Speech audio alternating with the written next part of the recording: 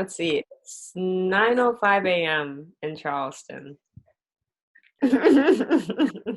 Right. So we are here today because we want to have a discussion about the recent Black Lives Matter movement. And I would like to hear from your side because you're living in America and it's going on there. And you told me that you would like to hear from my side too, that how Asian or say specifically China view the whole thing and how Chinese people react to that. So that's why we're having this conversation today. I found some people here, they think racism doesn't exist. I think it's the same case for some people in other country and even in America too. Thinking that racism is not there anymore. Especially, I know some Chinese people, they think that since you had a black president and also you had so many black artists and also the NBA was very, very influential, they genuinely have a thought that black people are not under oppression. So what do you want to say to those people, and what kind of oppression the black people are suffering right now? Okay. So when it comes to people thinking racism doesn't exist because Obama was president or we have black celebrities, what they're failing to realize is that one, that's a very small group of people who in their own way are like outliers. Like they're not the norm. And they had to work extremely hard to get out there. And honestly, a lot of them were only able to do it based in part due to luck and just like their own circumstances. And so I think, well, I understand why they think racism doesn't exist because we have these, black people in power. However, it doesn't recognize the fact that there is more to racism than just racial bias. In America, when we talk about the Black Lives Matter movement, a lot of time we talk about systemic racism, which is more than just like people saying like, oh, we hate black people. Like there's more to it than that. And so we see it a lot in the government, for example, the police, and, just even the way corporations work sometimes. And so the thing with systemic racism is that it's not just the people in it who are perpetuating racism, it's the fact that the system itself perpetuates it too. And so there's no way that a system which allows racism and even encourages it for it to happen is going to punish people who are being racist. And we see that a lot with, the black people getting killed and the police officers who get away with no repercussions. And so if you think of racism in terms of only racial bias or racial prejudice, then of course racism doesn't really exist anymore, or it doesn't feel like it should, because, it's 2020 and the civil rights movement was, in the last century and all this other stuff. With systemic racism, it's very apparent that those who are in power are taking advantage of those, such as minorities, black people particularly. And we see that even with immigrants, honestly, the fact that undocumented immigrants don't get, human rights in the sense that they're not paid livable wages, or really anybody in America. And so thinking of racism as just racial bias is just, in my opinion, a little shallow. In America, it's not uncommon for a white man and a black man to do the same job but be paid differently. And it's just like that sort of thing. Or even when a white man and a black man gets arrested for the same crime, the black man's punishment is often like a lot heavier. So there are a lot of like drug offenses against black people. But right now, selling marijuana is legal in some states, and there are still black people in jail for doing the same thing. And it's just it's very ridiculous because you have all these white people who are essentially doing the same thing, but they're not, being criminalized for it either. And so I think that's what a lot of Americans, what we mean when we say racism is systemic. And so right now with the Black Lives Matter movement, there's a lot of push towards abolishing police and not just reforming it, because that's been tried multiple times in the past, particularly with like retraining them and trying to show the police how to do these things again. But the thing is, like, it still happens. Yeah. I don't know. There's like a lot. I can go on and on, but Yeah, I'm not sure yeah, if you want. yeah. Yeah, it's all right. Yeah, I think people need to know about these facts. Let me ask you about the racism in China. So you said that a lot of people in China, they just don't know, and part of that is just like it seems like they don't really feel a need or an urgency to know about the outside world as much, if that makes sense. I don't know if that's the most accurate, but do you think it's because this racism doesn't exist in China? Does it exist in China? Sorry. Right. I found it's really hard to answer this question from my Mhm, own experiences. mhm, So back in like the 60s and 70s, we're really regarding Black people as our brothers because we regard Africa as our friend and we're fighting against the oppression from America at that time. And especially China was like trying to gain support from Africa and some other countries in the United Nations. So at that time, I think people really regard Black African people or say any African people as our brother. And also 10 years ago, I had a favorite TV program. It's kind of a talented show. It was when I was in primary school. And the champion of that year was a Black person. He's coming from Nigeria, and he's really talented. He can sing very well. So he was so popular during that time. Like everybody knows his name, and he speaks good Chinese. So that's even more impressive. So I guess during that time, people's opinion about such figures can really influence the image of the community he's standing for.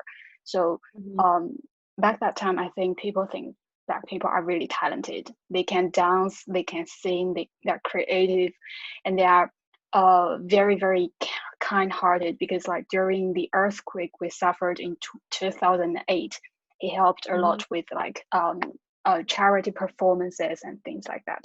Then I think it comes to like the recent issue that the coronavirus thing happened in Guangzhou. There are some negative news about how Guangzhou government staff treated Black people when they cannot prove their identity, and they ask them to move out, or say even if it's a Black person who has been living in Guangzhou for a lot of years, they still ask him to go quarantine. For me, I regard that it's more like they just try to carry out the policy without considering the real individuals. And also some negative news about foreign students doing their degrees in China. It's not really just targeting on Black population, but the whole some university teachers, they have a impression of the foreign students thinking that they are not good at Chinese, but they come here to do their master's degree. They think it doesn't make any sense. So I think there is some like prejudice there. I want to call some cases as racism. Like, sorry, if you mhm, go to the hotel, they won't let you stay during the coronavirus. No, I think that's racism. And also, English teacher is quite a needed job here in China. Many English institutions, schools, they want light-skinned English speaker, or even if you're not English speaker, you look like a foreigner in China, mhm, like in the traditional mind, in the traditional sense, you are a foreigner, but it mhm, doesn't apply to a Black people, even though if he or she is growing up in America and she mhm, speaks perfect English. And the explanation given by those English institutions is that they say the parents, they want mhm, their kids to get like white education. Not necessarily they use white education, but they want the teachers look like mhm, the real foreigners. So I think that's racism too. But speaking of like the systematic thing you were talking about, I don't think it exists here, and there's no violence um, mhm, against foreign communities. And I watched some interviews toward the foreigners living in China. And generally, they think, first of all, it's very safe to feel safe to live here. Honestly, I didn't realize it was a thing before they mentioned this, that they mentioned that you can go out at 3 or 4 o'clock in the morning, hanging around in your neighborhood, and that's totally fine. I did this when I was in college. I hang out with my friends on the street, empty street, at 2 or 3 o'clock in the morning, but we didn't really feel it's gonna be a trouble, you know. And even when I was in the UK, I felt a little bit like insecure when I was in Manchester or in London, say. So yeah, they think they are safe here. And another thing is they feel they're treated very well in terms of like people are really welcoming. You know, like in 2008, we had the Olympic Games held in Beijing. I think that's the first opportunity the new China got to show our image to the world. And it was really a thing. So Beijing government wants to show the best to the world. So they want to show our hospitality and how China is growing right now, you know, everything. They want to say goodbye to the old image that many foreigners have, thinking that we are poor, or you know, we are, you know, you know, that kind of image. So so yeah, I think that's part of the reason why Chinese people acting so friendly to foreign people, that they want to show that we are good people, we are kind, and we are really kind of proud of our culture, and we want to show them that. So I heard some foreigners saying that when they come to China, and it seems like every Chinese old ladies want to teach them a simple Chinese, like hello, or you know, say hi in Chinese, anything like that, to show our culture. Yeah, so I think this is another reason why foreigners feel they're well treated here. But basically, it's not a huge population that the foreigners living here. It's not a huge population, so people are still thinking they're like the guest coming to your house. So you treat them with everything you have. So yeah, people's mind here, they think foreigners, or say Westerns, represent the advanced technology, better education, or better life, everything. I think it's because, you know, in the Qing dynasty, it's like the last emperor of the Chinese history. We were beaten up by Western countries, like the war and everything. We could not fight them. Like they have the best advanced weapons, but we had nothing. So there was like a cultural movement in 1920s, kind of like enlightenment movement, to encourage people to learn from the West, to get to know Western philosophy, literature, and their technology. So I think since that time, Chinese people would tend to regard foreigners or Western countries as more advanced. More and more people are going out to get education abroad. Almost every Chinese students in schools, they are trying to learn English. So that's why there are a lot of English institutions that are hiring foreigners coming to, you know, teach English to Chinese students. Yeah. I can go on and on too. I think that's a really good point. I feel like a lot of time, especially with the media, we only really see the bad stuff. And so we don't get to see like all the good stuff that happens as well. Yeah. But there is one thing that I think we do have is about colorism. Since ancient time, like thousands of years ago, you can find those basically literature works. They were found of lighter skin. And it's becoming like a beauty standard for Chinese people. They think like lighter skin is always related to wealth, healthy. As for like dark skin is related to poverty. For me personally, I was not like this when I was a child. I was exposed to the sun a lot, so my skin was like darker, way darker than now, and I got laughed a lot at that time. Like even my mom, she was like, your skin is so dark, like sometimes, like mostly, I don't really care that they want me to be lighter. Like recent years, I just don't really have some chances to be exposed to the sunlight. My skin become like lighter.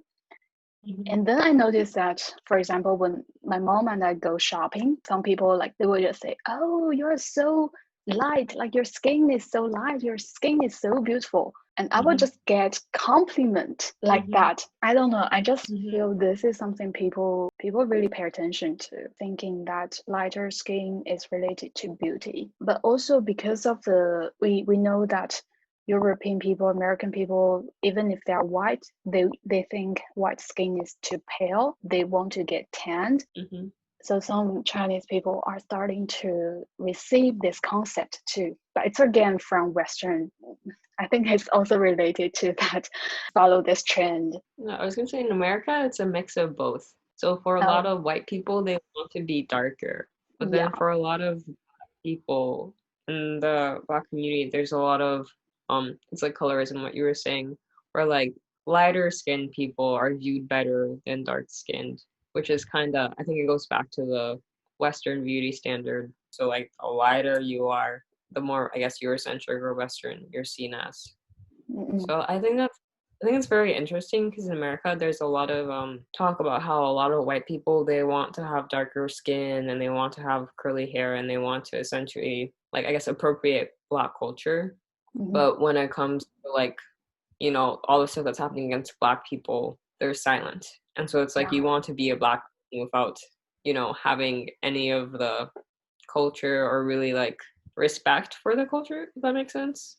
And Yeah. so in America at least, there's a lot of talk about cultural appropriation, but I know in Asian countries it's not as common. It's viewed very differently. Like I know in Japan, whenever like foreigners come or they see like foreigners wearing Japanese clothes or doing, you know, anything that's culturally Japanese, they're very flattered that other people would like say like look at their culture and be like, oh, I want to do that. But in America it's different, particularly with Black culture, just because it's been exploited so much. It's sort of to the point where like if a Black person wears their hair a certain way, like in braids, it's seen as ghetto or not appropriate for work. But then when a white person does it, it's really trendy or fetch, and it's just kind of like it's a double standard. And I think that's why in America cultural appropriation is such a big deal. I think, for example, I remember it was like 2 years ago, 3 years ago, Met Gala. The Hmm. theme of that year was Chinese. Every celebrities were wearing something has Chinese element on their clothes. And also, Hmm. I think 2 years ago, Victoria's Secret, they made their runway in Shanghai. There was some models wearing like Chinese culture Hmm. style underwear. Uh, Hmm. though some people would criticize that they totally get wrong of Chinese culture. Generally, I think people are welcoming, yeah, them to portray Hmm. in Chinese culture. Like for me personally, I'm happy to see that like the Dreamwalker made the Kung Fu Panda, and also Disney are making the film Mulan. I think it's interesting for me because it's a very different perspective from like Black people inside of America. And I think part of that is just because it feels like Black culture has been used so much almost against us really with how white people have exploited it and like Yeah, just profited it over like used it as a trend instead of really appreciating it. And so like hearing you talk about how like you know you have all these like big corporations or like you know DreamWorks and Kung Fu Panda and all this stuff and how like even if they're not like accurately representing the culture, it's the fact that they yeah. thought about it and put time into like trying to make something of it. So I think that's really cool. Do you think it has something to do with like who in the end really benefit from this using, like you say, using this as a trend, and who is really benefiting from it? Maybe in the cases you just mentioned, maybe Black people aren't really benefiting from that. No, I think it is. I think that's exactly what it is. Because I feel like even if like America makes all these like Chinese inspired movies, the people in China like can realize that, you know, this isn't the most accurate Yeah, representation of our culture, but It still doesn't mean like it's nice, like they put effort into it. But in America with Black culture, it's almost the opposite, where it just feels like if a Black person were to like do their own thing, a lot of white people would view it as maybe ghetto or, not appropriate for the Mm-hmm. workplace and stuff. But then if the white person were to do the exact same thing in terms of the way they dress or the way they talked, it'd be just like really cool or really trendy. And it rubs a lot of us wrong because it's strange how it's not okay for us to partake in our own culture, but then these other people who don't really care for our culture past the whole aesthetic means. But oh, it looks cool or they sound so ethnic sort of thing. How they get to partake in it without having to deal with any of the repercussions. Like a year or two ago, New York had to pass a law that said it was okay for Black people to wear, or really any minority to wear their hair naturally. So like braids or even just like curly all out instead of having to straighten it and stuff. Yeah, that was an issue. And so it's just stuff like that. And it's like, I think it goes back to the systemic racism as well. Yeah.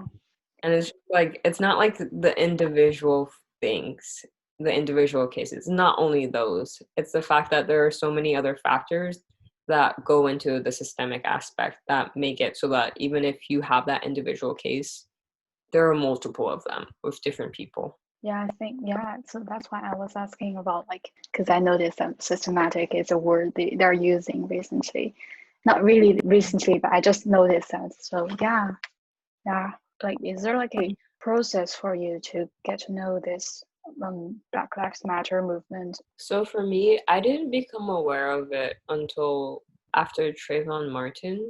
He was killed. He was 12. He was walking back from like the grocery store or the dollar store, and he was shot essentially.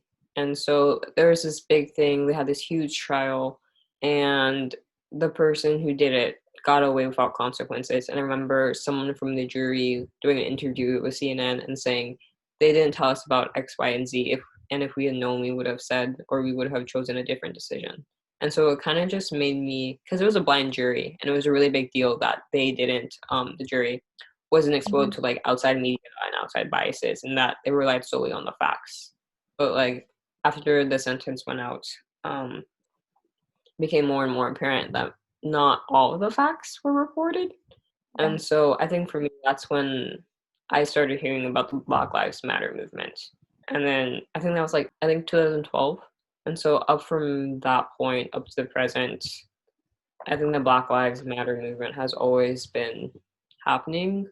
But in terms of like being educated on it, I think the most recent, well, I can't say the most recent because there have been more, but with George Floyd's death, that's when it's really started getting not popular, but just more prevalent on social media because of like the protests as well as more people just speaking out on it. Yeah. But for me, I learned about it through social media, and a lot of it was Twitter and Mm-hmm. more recently from Facebook, but Yeah. it's not really something I've talked about with my parents. And I think that's in part just because, I don't know. I feel like for me talking about race with my dad because he's Black, is kind of upsetting because the last time I talked to him about it, it was actually really recent. It was his birthday. And he was telling me how when he was a senior in high school, that Yeah. was when they decided to desegregate. And so my dad's final year of high school, he went to a school that had both Black and white people instead of being segregated. Yeah. And it kind of just made me realize that the civil rights movement really wasn't that long ago. Like my dad was a kid, like growing up, he was telling me how his dad and some of the other men in the community would talk in the morning and say they found so and so hung from a tree. And it's just like stuff like that that like really gets me, and it's Yeah. really upsetting. I don't know how else to say it, but yeah. So he was telling me how he used to be part of the protests, and they were all very peaceful until Mm-hmm. nightfall, and that's because the governor would hire looters basically to try to discredit um Yes. their movement because it was starting to become popular. And Right. so I think we're seeing a lot of that again now. Yeah. And so it's really interesting. And it was, I don't know if it's right to say it was worse back then, but Hmm.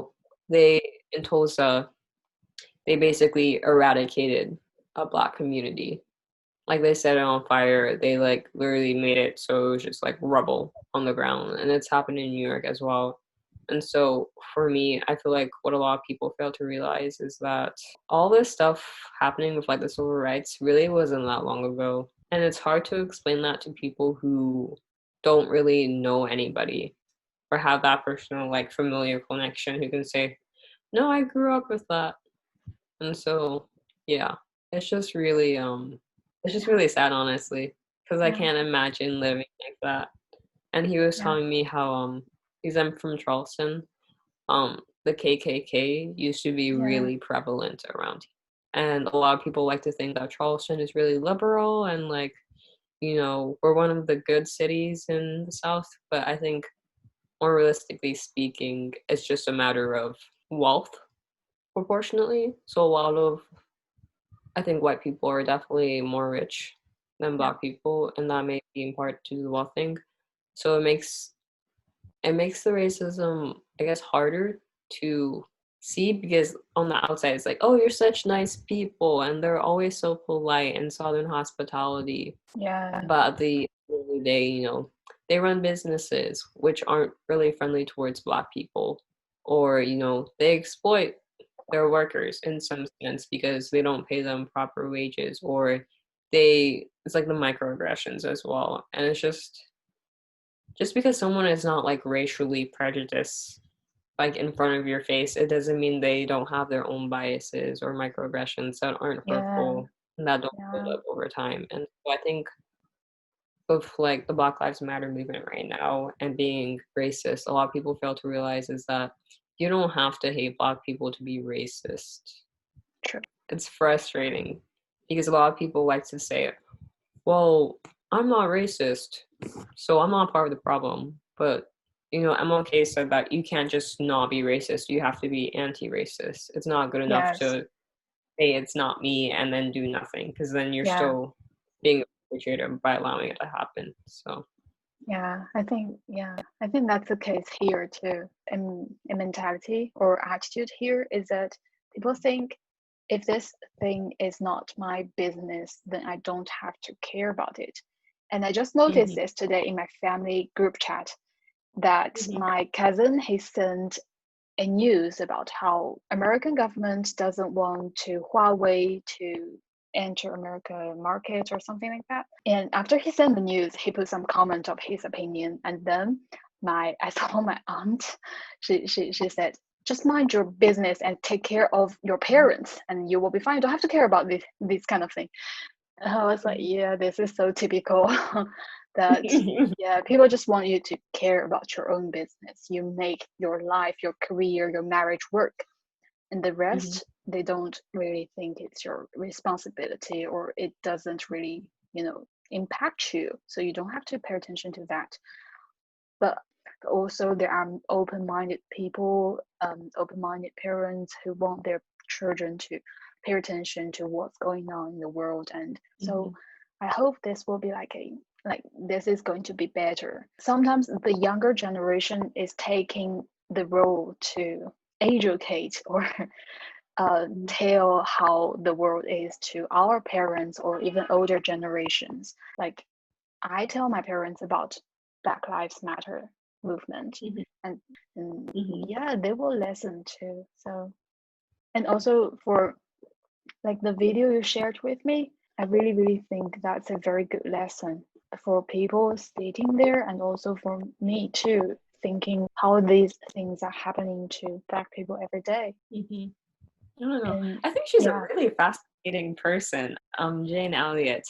I only watched that small clip. I haven't watched the documentary yet, but she's it's very interesting. There's another video of her going viral on Facebook. I don't know if you've seen it, but yeah, it's with the world map she's showing how the one I don't know if it's the same in China, but the one we usually see in the West, you know, on the Western map that's most commonly used, Europe and North America, they're huge, and so is Greenland. But if you made them proportional to the Yeah. size of the land, Africa and Europe, not Europe, Africa and Asia would be far more bigger than like Europe, North America, Greenland even. Yeah. And Yeah. so she was saying how like even the way we're taught, you know, and what we're taught in school is in a sense being used against us and making minorities feel that we're smaller or maybe people are bigger than they think they are. So Yeah. I thought that was really Wow. all tied in it. Wow. But yeah, and Yeah. there's even another clip of her asking people, just like a white crowd, if you'd like to be treated like a black person, please stand up. And no Yeah. one stood up, and she asked again. And she asked, you know, Yeah. if you're not okay with being treated like a black people, then why are you okay with them being treated the way they are? And so I Yeah. really like how she, instead of just saying you're wrong, she makes them question why they believe what they Yeah. believe and makes them realize how, in a sense, they're perpetrators because they're not standing against it either. Like I also remember there is a part of the documentary she's asking, because she's mentioning the phenomenon that some people say, I don't see color. Mm-hmm. And she asked the class, how many of you heard people say to you, I don't see color? And I remember there's like a black girl, she's like saying every day in a very angry way, you know, and that just, you know, that gets me, that feels like so Mm-hmm. sad. That feels so wrong. Like you should not be, you know, you should not be told like that every day. And the thing, I think what a lot of people fail to realize about I don't see color Mm, is they think they're saying a positive thing. They think they're saying, yeah, I'm not going to judge you off your color. However, I think what people need to recognize is the fact that, at least in America, with color comes some sort of culture in a sense. And so mm, telling a black people you don't see their skin color is basically ignoring all the issues they face because of their skin color, as well as yeah, like the culture where they come from. And so I feel like it'd be the same as someone telling you, like, I don't see your ethnicity. You're just a yeah, human. We're all humans. You're not Chinese. Like, you know, and it's just like, it's so rude in a sense. It's like denying who you are. And like, it's just, that's not where yeah, it's at. yeah. I don't So see your gender. I don't see you as a yeah, female. Yeah, yeah, and I feel like for the people who say that doesn't matter, they don't understand that that does matter, and people really do care about that. yeah. And so Especially, it's just like yeah, sorry, yeah. Sorry, no. we need to be able to like recognize those differences and still be able to appreciate people because of them, Yeah, even. yeah. Jen Elliott, her Mm-hmm. response to I don't see color, I mean, her interpretation is that those people say I don't see color is because they think blackness make them uncomfortable and they just want to see you in a comfortable way for them. No, I think that's exactly it because it's just kind of like there's a tweet that goes around, and it says, a lot of white people who have a black friend, Yeah, it doesn't necessarily mean they like people. It just means you're the exception, if that makes sense. And so they're able to see past your color, which is not a very good thing, I think, in my mm, opinion. yeah, yeah, And I know like Jane Elliott, she gets a lot of flack because she does say like there's only one race and that's the human race. And a lot of people get really offended about that. But based off the context, particularly like her time period, where a lot of people still thought that black people were like a different subspecies of humanities. I think that's her response, as well as acknowledging the fact that we came up with different races within yeah. humanity to separate people in order to say that one of the races, which is um generally white people, I think, is Mm, superior to the other ones. And so yeah. yeah. Yeah, I think the more I learn about this movement, the more news I see, the more that kind of educating videos I watched, the more I found how shallow I was. But I think this process is needed to rethink everything and to so that I can gain a better perspective or I won't say, especially after learning so much things of Black population has been suffered, I won't say I can really understand or I can really put myself into their situation, in their condition, and to understand them. But I guess what we can do is, like you say, to be anti-racism and to stand up for them. Thanks for listening. You too. I shared a lot, yeah. And also thanks for providing your opinions to me.